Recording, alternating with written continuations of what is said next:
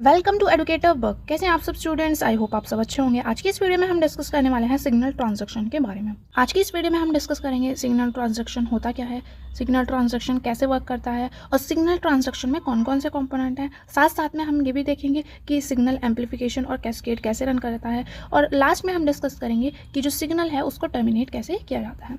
तो इन सभी टॉपिक्स को आज हम इस वीडियो में डिस्कस करेंगे, तो आप वीडियो को स्टार्टिंग से एंड तक जरूर देखना। तो चलिए आज की इस वीडियो को स्टार्ट करते हैं। What is signal transaction? Signal transaction है क्या? Signal transaction is the process by which cells receives signal from outside and convert them into action inside.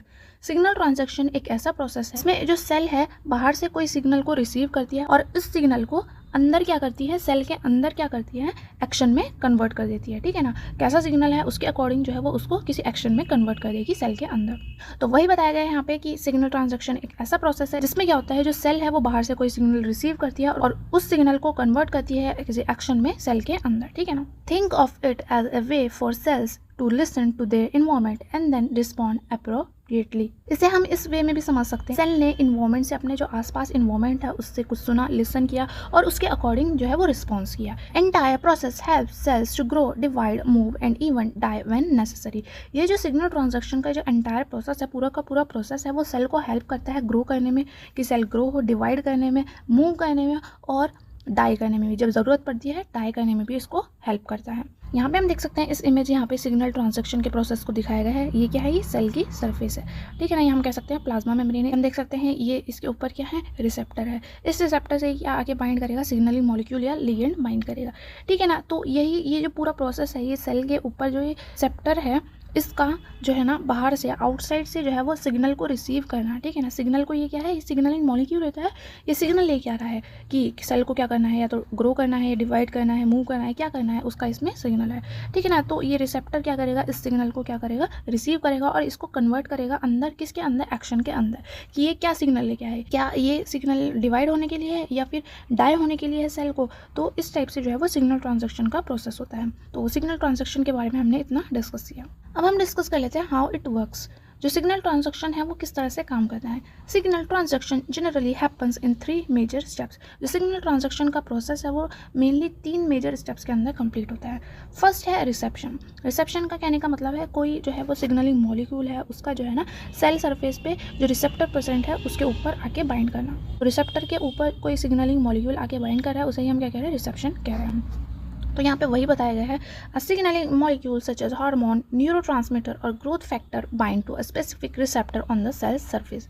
Cell surface के ऊपर जो है ना स्पेसिफिक रिसेप्टर होते हैं। ठीक है ना, एक पर्टिकुलर जो सिग्नल है वो किसी पर्टिकुलर रिसेप्टर पे ही बाइंड करता है। ऐसा नहीं है कोई भी सिग्नल किसी भी रिसेप्टर से बाइंड कर देगा, नहीं, ऐसा नहीं है।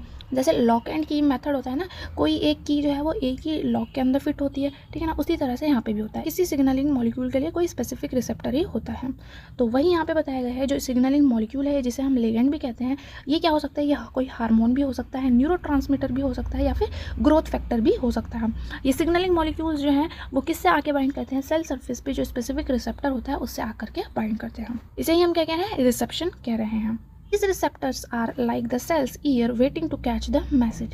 ये जो रिसेप्टर्स हैं सेल के ऊपर, ये इस तरह से हैं कि ये सेल के ईयर्स है, सेल के कान है, जो कि क्या वेट कर रहे हैं, कोई मैसेज आए उसको ये कैच करें। ठीक है ना, इस टाइप से भी हम इसको समझ सकते हैं। ये जो लास्ट वाली लाइन है ये आपको समझाने के लिए बताई गई है, ये आप ध्यान रखेंगे। इस इमेज में हम देख सकते हैं सेल सरफेस के ऊपर क्या प्रेजेंट है, ये रिसेप्टर प्रेजेंट है। इस रिसेप्टर पर आके क्या बाइंड करेगा, कोई सिग्नलिंग मॉलिक्यूल आके बाइंड करेगा। ये जो सिग्नलिंग मॉलिक्यूल है कुछ भी हो सकता है, हार्मोन भी हो सकता है, न्यूरोट्रांसमीटर भी हो सकता है, कोई ग्रोथ फैक्टर भी हो सकता है। तो जो फर्स्ट स्टेप था सिग्नल ट्रांजैक्शन का वो था रिसेप्शन, जिसको हमने डिस्कस किया। अब जो नेक्स्ट स्टेप है उसको डिस्कस कर लेते हैं। नेक्स्ट जो स्टेप है वो है transduction. Once the receptor catches the signal, it undergoes a change in its nature. से ही रिसेप्टर के ऊपर कोई सिग्नल आके बाइंड होता है या फिर कोई रिसेप्टर सिग्नल को कैच करता है, एकदम से उस रिसेप्टर के स्ट्रक्चर में क्या हो जाता है, चेंज हो जाता है। This change triggers a series of events inside the cell. इसी चेंज की वजह से सेल के अंदर क्या हमें देखने को मिलता है, बहुत सारा जो है सीरीज ऑफ इवेंट्स देखने को मिलता है। क्योंकि क्या हुआ, रिसेप्टर पे आके सिग्नल बाइंड हुआ, सिग्नल ने क्या किया, उस रिसेप्टर का स्ट्रक्चर चेंज किया, फिर उससे इस चेंज की वजह से सेल के अंदर क्या होगा, कुछ चेंजेस आएंगे। ठीक है ना, it's similar to a relay race where the signal is passed from one molecule to another in a cascade. ये बिल्कुल सिमिलर है रिले रेस की तरह, जहाँ पे जो सिग्नल है वो पास होता है एक मॉलिक्यूल से दूसरे मॉलिक्यूल में, ठीक है ना। किसी कैस्केड के अंदर जो एक मॉलिक्यूल से दूसरे मॉलिक्यूल के अंदर जो सिग्नल है वो पास होता है। Often the signal is amplified, meaning a small initial signal can produce a large response. यहाँ पे कहने का मतलब है सिग्नल क्या होता है, एम्पलीफाइड होता है। एम्पलीफाइड कहने का मतलब है बात में छोटा सा सिग्नल है, लेकिन उस छोटे से सिग्नल ने क्या प्रोड्यूस कर दिया, लार्ज रिस्पॉन्स प्रोड्यूस कर दिया। का मतलब है छोटा सा सिग्नल भी जो है वो लार्ज जो है ना बहुत ज़्यादा रिस्पॉन्स जो है वो प्रोड्यूस कर सकता है। थर्ड जो स्टेप है वो है रिस्पॉन्स। अभी हमने देखा रिसेप्शन हो गया, ठीक है ना, सिग्नलिंग मॉलिक्यूल रिसेप्टर से आके बाइंड हो गया, फिर ट्रांसडक्शन हो गया। अब क्या होगा, उसके अकॉर्डिंग जो है रिस्पॉन्स होएगा। कौन सा जो सिग्नलिंग मॉलिक्यूल आया है, क्या मैसेज लेकर आया है, उसके अकॉर्डिंग जो है वो रिस्पॉन्स होएगा। Finally the signal reach the cells machinery causing a specific change. अब जो है सिग्नल कहाँ पे रीच कर जाएगा, सेल्स की मशीनरी में जो है वो रीच कर जाएगा, पहुँच जाएंगे, जिसकी वजह से क्या होगा, कोई स्पेसिफिक चेंज होएगा, ठीक है ना। वो चेंज क्या होगा, might be the activation of genes, change in the cell's metabolism और even a change in cell shape. अब क्या होगा, इसकी वजह से जो है वो जीन्स का एक्टिवेशन होगा। जीन्स का एक्टिवेशन होने से क्या होगा, सेल के मेटाबॉलिज्म में चेंज होएगा, और साथ साथ में हम कह सकते हैं जो है वो सेल के शेप में भी जो है वो चेंज हो सकता है। यहाँ पे बताया गया है जैसे ही जो सिग्नल है वो सेल की मशीनरी में जाएगा, उसकी वजह से क्या होगा, कोई स्पेसिफिक चेंज होएगा। अब ये इससे क्या होता है, अब जैसे ही सेल की मशीनरी में जो सिग्नल रीच गया उससे क्या होगा, जीन्स का एक्टिवेशन होएगा, ठीक है ना, एक्टिवेट होंगे जीन्स। अब जो है वो सेल के मेटाबॉलिज्म में चेंज होएगा, और साथ साथ में हम कह सकते हैं जो सेल का शेप है उसमें भी चेंज हो सकता है। तो ये हमने डिस्कस किया कि जो सिग्नल ट्रांसडक्शन है वो कैसे काम करता है। सिग्नल ट्रांसडक्शन में 3 स्टेप्स आते हैं, फर्स्ट है रिसेप्शन, फिर है ट्रांसडक्शन, फिर है रिस्पॉन्स। अब हम डिस्कस कर लेते हैं की components in signal transduction. Signal transduction के अंदर कौन कौन से मेन कंपोनेंट्स होते हैं, इसे हमें ऐसे समझ सकते हैं जैसे हमें चाय बनानी है, ठीक है ना, हमें चाय बनानी है, तो चाय बनाने के लिए सबसे पहले क्या होना चाहिए, हमारे पास जो है पानी होना चाहिए, फिर टी लीव्स होनी चाहिए, ठीक है ना, और जो है वो चीनी होनी चाहिए, दूध होना चाहिए, ये सब होएगा जब भी तो चाय बनेगी ना। अगर ये नहीं होगा तो चाय किस तरह से बनी। तो इसी तरह से जो सिग्नल ट्रांसडक्शन का जो प्रोसेस है, या कह सकते हैं हम जो है अलग अलग जो कंपोनेंट्स है वो मिल करके पूरा सिग्नल ट्रांसडक्शन के जो है ना प्रोसेस को परफॉर्म करते हैं। तो सबसे पहले आ जाएगा रिसेप्टर, जिसे हम क्या कहते हैं, सेल्स गेटकीपर भी कहते हैं। रिसेप्टर है वो सिग्नल ट्रांसडक्शन का सबसे पहला कंपोनेंट है। रिसेप्टर के अंदर आ जाते हैं सबसे पहले सेल सरफेस रिसेप्टर। जैसे कि नाम से देख सकते हैं सेल सरफेस रिसेप्टर, सेल की सरफेस पे जो रिसेप्टर प्रेजेंट रहते हैं उन्हें हम क्या कहते हैं, सेल सरफेस रिसेप्टर कहते हैं। These proteins are embedded in the cell membrane. ये जो रिसेप्टर्स हैं ये क्या होते हैं, प्रोटीन्स होते हैं जो कि सेल मेम्ब्रेन में एम्बेडेड रहते हैं, धसे हुए रहते हैं। Detect the external signal and start the signalling process. ये जो रिसेप्टर होते हैं वो क्या करते हैं, एक्सटर्नल सिग्नल को जो है ना डिटेक्ट करते हैं और क्या करते हैं, सिग्नलिंग प्रोसेस को स्टार्ट करते हैं। A common example is the G protein coupled receptor GPCR, which spans the membrane 7 times and is involved in many body functions from sensing light to the regulating heart rate. जो सबसे common example है cell surface receptor का वो है जी protein coupled receptor, जिसे हम क्या कहते हैं, जीपीसीआर भी कहते हैं। इस जीपीसीआर पे एक स्पेसिफिक वीडियो बनेगी, ठीक है ना, और जिसके अंदर जो हम जीपीसीआर है उसको कंप्लीट डिस्कस करेंगे। यहाँ पे बताया गया है कि जो जीपीसीआर है जो कि एक कॉमन सेल सरफेस रिसेप्टर है, जिसका फुल फॉर्म है जी प्रोटीन कपल्ड रिसेप्टर। ये जो रिसेप्टर है वो क्या करता है, ये मेम्ब्रेन को 7 टाइम्स स्पैन करता है। 7 टाइम्स स्पैन कहने का मतलब है 1 एक बार स्पैन किया, ये 2 दूसरी बार स्पैन किया, ये तीसरी बार, ये चौथी बार, 5वीं बार, ये 6ठी बार और ये 7वीं बार, ठीक है ना। 7 टाइम्स इसने क्या कर लिया, मेम्ब्रेन को स्पैन कर लिया। और ये जो जीपीसीआर है ये इन्वॉल्व रहता है बॉडी के कई फंक्शंस को परफॉर्म करने के लिए, चाहे वो लाइट को सेंस करना हो या फिर हार्ट रेट को रेगुलेट करना हो। ये बहुत सारे जो है बॉडी के फंक्शन में जो है वो इन्वॉल्व होता है। तो ये हमने डिस्कस किया सेल सरफेस रिसेप्टर के बारे में। नेक्स्ट टाइप का जो रिसेप्टर है वो इंट्रासेलुलर रिसेप्टर। अभी हमने ऊपर डिस्कस किया सेल सरफेस रिसेप्टर, वो रिसेप्टर जो कि सेल की सरफेस पे प्रेजेंट रहते हैं, ठीक है ना। यहाँ पे बताया गया है इंट्रासेलुलर रिसेप्टर। इंट्रा कहने का मतलब है सेल के इनसाइड, सेल के अंदर जो रिसेप्टर प्रेजेंट होते हैं उन्हें हम क्या कहते हैं, इंट्रासेलुलर रिसेप्टर कहते हैं। Some signals like steroid hormones pass through the cell membrane and bind to receptors inside the cell. कुछ जो सिग्नल्स होते हैं जैसे कि स्टीरॉयड्स हार्मोन हो गया, वो क्या करते हैं, सेल मेम्ब्रेन को जो है वो पास कर जाते हैं और जो सेल के अंदर जो रिसेप्टर प्रेजेंट होते हैं उनसे बाइंड करते हैं। Once activated these receptors directly influence gene expression. जैसे ही ये जो रिसेप्टर है इंट्रासेलुलर रिसेप्टर है वो एक्टिवेटेड होंगे, एकदम से ये क्या करेंगे, डायरेक्टली जो जीन एक्सप्रेशन है उसको इन्फ्लुएंस करेंगे, ठीक है ना। इस इमेज में हम देख सकते हैं ये कोई सिग्नलिंग मॉलिक्यूल है, इसे अगर हम समझें ये क्या है, स्टीरॉयड हार्मोन है। इसने क्या क्या दिया, ये जो मेम्ब्रेन है, सेल की मेम्ब्रेन है उसको पास करते हुए इंट्रासेलुलर जो रिसेप्टर है, ये हम देख सकते हैं ये क्या है, इंट्रासेलुलर सेल के अंदर जो है रिसेप्टर है उससे जो सिग्नलिंग मॉलिक्यूल है वो बाइंड कर दिया। फिर जैसे ये जो रिसेप्टर है एक्टिवेट हुआ, इसने क्या किया, ये जो है वो जीन एक्सप्रेशन को जो है वो इन्फ्लुएंस कर रहा है डायरेक्टली, ठीक है ना। ये हम देख सकते हैं ये डीएनए पे जाके बाइंड किया, अब यहाँ पे जो है वो जीन का एक्सप्रेशन होगा। हमने सिग्नल ट्रांजैक्शन का जो फर्स्ट कंपोनेंट पढ़ा था वो था रिसेप्टर। उसके अंदर भी हमने क्या डिस्कस किया, एक किया सेल सरफेस रिसेप्टर, सेल की सरफेस पे जो रिसेप्टर होते हैं, और फिर हमने डिस्कस किया दूसरा जो है वो इंट्रासेलुलर रिसेप्टर। अब हम डिस्कस करने वाले हैं जो सिग्नल ट्रांजैक्शन का जो सेकेंड कंपोनेंट है वो है इंट्रासेलुलर सिग्नलिंग मॉलिक्यूल्स। इसके अंदर आ जाते हैं G proteins. In many cases once a receptor is activated it interacts with a G protein inside the cell. ज़्यादातर केसेस में एक बार जो रिसेप्टर है जब वो एक्टिवेटेड हो जाता है, यहाँ पे हम बात कर रहे हैं GPCR रिसेप्टर की, ठीक है ना। जब एक बार जो रिसेप्टर है वो एक्टिवेटेड हो जाता है तो वो सेल के अंदर जो है वो जी प्रोटीन से इंटरेक्ट करता है। जैसे कि हम यहाँ पे देख सकते हैं, ये क्या है, GPCR रिसेप्टर है। ये क्या करता है, ये प्लाज्मा मेम्ब्रेन को 7 टाइम्स स्पैन करता है। इसी वजह से हम क्या कहते हैं, इसे सर्पेंटाइन रिसेप्टर भी कहते हैं। GPCR को क्या कहते हैं, सर्पेंटाइन रिसेप्टर। यहाँ हम देख सकते हैं ये जो जी प्रोटीन है ये किससे बाइंड है, जी प्रोटीन की जो अल्फा सब यूनिट है वो बीटा गामा सब यूनिट से बाइंड है, और जी प्रोटीन पे क्या है, ये GDP फॉर्म में है, ठीक है ना। These proteins work like switches.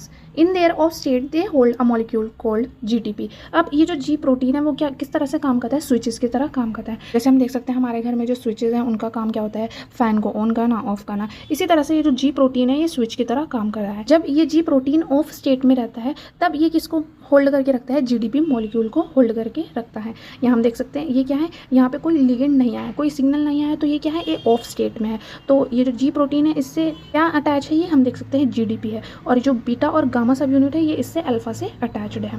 And turn on GDP is exchanged for GTP activating the ji protein. जैसे ही कोई सिग्नल यहाँ पे आएगा इस GPCR रिसेप्टर से जो सिग्नल है वो बाइंड करेगा, तब क्या करेगा, ये जो जी प्रोटीन है वो क्या हो जाता है, ऑन स्टेट में आ जाता है। ये जो GDP है ये GTP में कन्वर्ट हो जाएगा।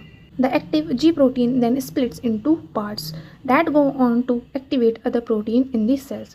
जैसे ही ये जो G प्रोटीन है वो क्या हुआ, टर्न ऑन स्टेट में आया तो GDP है वो GTP में कन्वर्ट हो गया, हम देख सकते हैं। और ये जो एक्टिव G प्रोटीन है इसमें ये 2 पार्ट में स्प्लिट हो जाता है, ये हम देख सकते हैं। ये स्प्लिट हो गया किसके अंदर, अल्फा सब यूनिट में, और बीटा गामा का जो पेयर है वो अलग हो गया। अल्फा सब यूनिट अलग हो गई और बीटा गामा जो है वो अलग हो गया। अब ये जो जी प्रोटीन है ये आगे जो सेल के अंदर जो है वो अदर प्रोटीन्स को एक्टिवेट करता है। इस टाइप से ये जो जी प्रोटीन है वो इंट्रासेलुलर सिग्नलिंग मॉलिक्यूल की तरह काम करता है। अब हम बात करते हैं सेकेंड मैसेंजर्स के बारे में। Initial signal is often relayed and amplified by small molecules inside the cell. अब जो सिग्नल है वो आगे एम्पलीफाई होएगा छोटे छोटे मॉलिक्यूल्स के थ्रू सेल के अंदर। अब वो मॉलिक्यूल्स क्या हैं, common examples include cyclic AMP, calcium ions and inositol triphosphate. तो ये सभी के सभी क्या है, सेकेंड मैसेंजर है। साइक्लिक AMP क्या है, सेकंड मैसेंजर है। कैल्शियम आयंस, आइनोसिटोल ट्राइफॉस्फेट जिसे हम IP3 कहते हैं, ये सभी के सभी क्या है, सेकंड मैसेंजर है। इन्हें सेकंड मैसेंजर क्यों कह रहे हैं, क्योंकि ये क्या करते हैं, they transmit the signal from the receptor to other targets within the cell.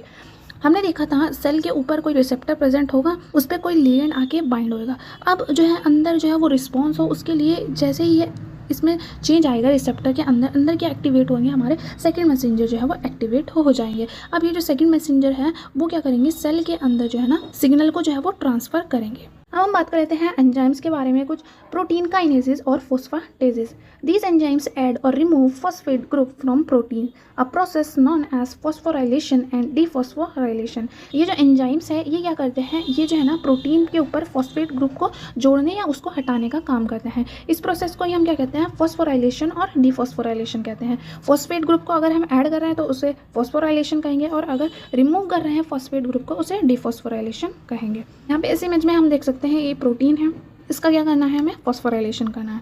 ये क्या है, काइनेज एंजाइम है, ये क्या करेगा, ये फॉस्फेट ग्रुप ऐड करेगा इसके ऊपर। हम देख सकते हैं ये जो काइनेज है फॉस्फोराइलेशन के थ्रू इस प्रोटीन के ऊपर क्या ऐड कर दिया, इसने फॉस्फेट ग्रुप ऐड कर दिया, ठीक है ना। जबकि इसका दूसरी तरफ अगर हम देखें ये क्या है, प्रोटीन के ऊपर फॉस्फेट ग्रुप है, अगर हमें इसे हटाना है तो डिफॉस्फोराइलेशन प्रोसेस के थ्रू हम जो है वो इस फॉस्फेट ग्रुप को इस प्रोटीन से हटा देते हैं, ठीक है ना। जो फॉस्फोराइलेशन का काम है, फॉस्फेट ग्रुप को ऐड करने का काम कौन कर रहा है, काइनेज कर रहा है, जबकि फॉस्फेट ग्रुप को रिमूव करने का काम कौन कर रहा है, फॉस्फाटेज कर रहा है। तो इन दोनों एंजाइम्स को आप ध्यान रखेंगे कौन क्या काम कर रहा है। This modification can change a proteins activity. अब ये जो मॉडिफिकेशन हुआ, कैसा मॉडिफिकेशन, ठीक है ना, फॉस्फेट ग्रुप को ऐड करना, रिमूव करना, ये क्या करता है, प्रोटीन की एक्टिविटी को जो है वो चेंज करता है। इफेक्टिवली टर्निंग ऑन और of different parts of the signalling pathway. क्या करता है, जो सिग्नलिंग पाथवे के जो डिफरेंट पार्ट्स हैं उनको ऑन ऑफ करने का काम भी करता है। तो ये हमने देखा एंजाइम्स के बारे में। फोर्थ जो स्टेप है वो है सिग्नल एम्पलीफिकेशन एंड कैस्केड। अब जो सिग्नल आया था उसका आगे एम्पलीफिकेशन होना है और कैस्केड रन होना है। अब the most important feature of signal transduction is amplification. Signal transduction का एक जो इंपॉर्टेंट फीचर है वो है एम्पलीफिकेशन। एम्पलीफिकेशन क्या है? सिग्नल ट्रांसडक्शन का एक इंपॉर्टेंट स्टेप कह सकते हैं हम, या फिर एक इंपॉर्टेंट फीचर है। A single activated receptor can trigger many ji protein. एक सिंगल जो एक्टिवेटेड रिसेप्टर है वो क्या कई सारे जो जी प्रोटीन्स हैं उनको ट्रिगर कर सकता है, ठीक है ना। ये हम देख सकते हैं ये क्या है, एक रिसेप्टर है, ठीक है ना, सिंगल रिसेप्टर है। इससे क्या होगा, ये कई सारे जो जी प्रोटीन है उनको ट्रिगर कर सकता है, ये हम देख सकते हैं। यहाँ पे इसका एम्पलीफिकेशन हो रहा है। क्या किया इसने? एक सिंगल रिसेप्टर ने बहुत सारे जो जी प्रोटीन्स है उनको ट्रिगर किया। Each active ji protein can generate multiple second messengers molecule. अब इस रिसेप्टर से क्या हुए, बहुत सारे जो जी प्रोटीन्स हैं वो एक्टिवेट हुए। अब इन ये जो हर एक जी प्रोटीन से क्या जनरेट होंगे, बहुत सारे जो है सेकेंड मैसेंजर जो है वो जनरेट होंगे। हम देख सकते हैं ये क्या है, सेकेंड मैसेंजर यहाँ पे जनरेट होंगे साइक्लिक AMP, ठीक है ना। बहुत सारे जो है यहाँ पे जी प्रोटीन बने से अब उन बहुत सारे जी प्रोटीन से क्या बनेंगे, बहुत सारे सेकेंड मैसेंजर मॉलिक्यूल्स जनरेट होंगे। Each second messenger can activate several protein kinase. अब हर एक जो सेकंड मैसेंजर है वो क्या एक्टिवेट करेगा, कई सारे जो है वो प्रोटीन काइनेसिस एक्टिवेट करेंगे। हम देख सकते हैं ये हम देख सकते हैं बहुत सारे क्या है, ये साइक्लिक AMP है जो कि सेकंड मैसेंजर है। ये क्या कर रहे हैं, ये जो है बहुत सारे हम देख सकते हैं सेवरल प्रोटीन काइनेज को एक्टिवेट कर रहे हैं। तो यही क्या चल रहा है, ये एम्पलीफिकेशन चल रहा है। एक सिंगल जो है वो एक्टिवेटेड रिसेप्टर से आगे जाके बहुत सारे जो है ना जी प्रोटीन जो है वो ट्रिगर हो रहे हैं। जी प्रोटीन से क्या हो रहा है, सेकंड मैसेंजर का एम्पलीफिकेशन हो रहा है। फिर सेकंड मैसेंजर से क्या बहुत सारे प्रोटीन काइनेज एक्टिवेट हो रहे हैं। ये तो इस तरह से जो कैस्केड है वो चल रहा है। This cascade means that even a tiny external signal can lead to a large and effective internal response, ensuring that the cell reacts swiftly and appropriately. इस पूरे कैस्केड से हमें क्या समझ में आया, ठीक है ना। एक सिंगल जो रिसेप्टर है, छोटा सा सिग्नल भी मॉलिक्यूल आके बाइंड करेगा तो उससे क्या हो सकता है, बहुत ज़्यादा जो है लार्ज नंबर में जो है ना रिस्पॉन्स हो सकता है। यहाँ पे क्या हुआ था, एक छोटा सा जो मॉलिक्यूल है वो बाइंड करा इस रिसेप्टर प्रोटीन से, इसी की वजह से बहुत सारे जी प्रोटीन एक्टिवेट हुआ, जी प्रोटीन का एम्पलीफिकेशन हुआ। फिर इन जी प्रोटीन ने क्या करा, जो सेकंड मैसेंजर है साइक्लिक AMP उनका एम्पलीफिकेशन हुआ। फिर ये जो साइक्लिक AMP है इससे बहुत सारे जो है प्रोटीन काइनेज एक्टिवेट हुए। अब ये जो प्रोटीन काइनेज है वो आगे किसी और का एम्पलीफिकेशन करेंगे, तो इस तरह से कैस्केड रन रहता है। इससे इंश्योर होता है कि जो सेल है वो रिएक्ट करे स्विफ्टली, ठीक है ना, आराम से जो है वो रिएक्ट करे और स्मूथली जो है ना सारा प्रोसेस हो जाए। नेक्स्ट जो स्टेप है वो है टर्मिनेटिंग द सिग्नल। अब हमें सिग्नल को क्या करना है, टर्मिनेट करना है, ठीक है ना, बंद करना है सिग्नल को। Just as important as turning a signal on is turning it off once the job is done, ठीक है ना। जब जो है वो रिस्पॉन्स हो जाता है तो हमारा काम क्या होता है, एक इंपॉर्टेंट हमारा ये काम होता है, जैसे जो सिग्नल जो है वो ऑन हुआ था उसी तरह से हम जो है उसको ऑफ भी करें। Cell uses various mechanism to stop the signal. अब जो सेल है वो जो है वो अलग अलग जो मैकेनिज्म है उसको यूज़ करती है, ठीक है ना, सिग्नल को स्टॉप करने के लिए। क्योंकि अगर जो है सिग्नल लगातार आता रहेगा तो उससे जो है सेल उसी तरह से रिस्पॉन्ड करती है, इससे जो है वो सेल के ऊपर जो है वो इफेक्ट पड़ेगा। तो हमें जो सिग्नल है जैसे ही जो रिस्पॉन्स हुआ उसके बाद जो है सिग्नल को बंद करना भी ज़रूरी है। फर्स्ट है GTP hydrolysis. The G proteins have an intrinsic ability to convert GTP back to GTP, switching themselves off. जैसे कि हमने देखा था, जैसे ही जो लिगेंड है वो रिसेप्टर से आकर के बाइंड हुआ था तो जो इनएक्टिवेटेड जो जी प्रोटीन था वो क्या हुआ था, एक्टिवेटेड हुआ था। एक्टिवेट किस तरह से होता है, जो जी प्रोटीन जब GTP स्टेज में था वो किस में कन्वर्ट हो गया था, GTP में कन्वर्ट हो गया था। फिर जो एक्टिवेटेड जी प्रोटीन था उसने आगे के प्रोसेस को जो है वो पूरा किया। अब जैसे ही जो है वो सब काम हो गया, अब हमें क्या करना है, सिग्नल को ऑफ भी करना है। तो जी प्रोटीन में ये एबिलिटी होती है कि वो क्या करता है, जो GTP है जो कि एक्टिव फॉर्म है, ठीक है ना, उसको GTP में दोबारा से कन्वर्ट कर देता है और क्या कर देता है, स्विच ऑफ कर देता है अपने आप को। क्योंकि जो जी प्रोटीन है वो GTP स्टेट में इनएक्टिव रहता है या फिर स्विच ऑफ फॉर्म में रहता है। तो GTP हाइड्रोलाइसिस से जो है हम सिग्नल को टर्मिनेट कर सकते हैं, सिग्नल को रोक सकते हैं। नेक्स्ट है enzyme degradation. Second messengers like cyclic AMP are quickly broken down by specific enzymes. For example, phosphodiesterase. जो second messenger है जैसे कि cyclic AMP वो क्या हो जाते हैं, जल्दी जल्दी जो है ब्रेक डाउन हो जाते हैं specific enzymes के थ्रू, जैसे कि यहाँ पे बताया गया है phosphodiesterase।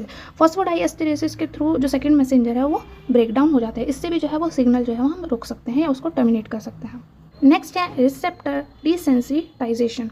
After being activated, receptors may be temporarily modified or removed from the cell surface so that they cannot be triggered again immediately. एक बार एक्टिवेट होने के बाद जो रिसेप्टर है वो जो है ना टेम्पररी जो है मॉडिफाई हो सकता है या फिर वो जो रिसेप्टर है वो सेल सरफेस से रिमूव हो जाता है थोड़ी देर के लिए, जिससे कि क्या है दोबारा से उसके ऊपर कोई रिसेप्टर बाइंड ना हो जाए और दोबारा से वो एक्टिवेट ना हो जाए। तो इसलिए जो सेल सरफेस पे से जो रिसेप्टर है वो क्या हो जाता है, टेम्पररी जो है वो या तो रिमूव हो जाता है या मॉडिफाइड हो जाता है। तो इन सभी मैकेनिज्म के थ्रू हम सिग्नल को टर्मिनेट कर सकते हैं या सिग्नल को रोक सकते हैं। तो ये हमने डिस्कस किया आज सिग्नल ट्रांजैक्शन के बारे में। आई होप आपको वीडियो अच्छी लगी होगी। अगर आपको वीडियो अच्छी लगी तो इस वीडियो को थम्स अप जरूर दें। चैनल पर पहली बार आए हैं तो चैनल को सब्सक्राइब करना ना भूलें। बेल के आइकन को जरूर प्रेस करें जिससे आने वाली जो वीडियोज़ हैं उनका नोटिफिकेशन सबसे पहले आपको मिल सके। तो मिलेंगे हम किसी अगले वीडियो में, तब तक के लिए स्टडी वेल सक्सेसफुल।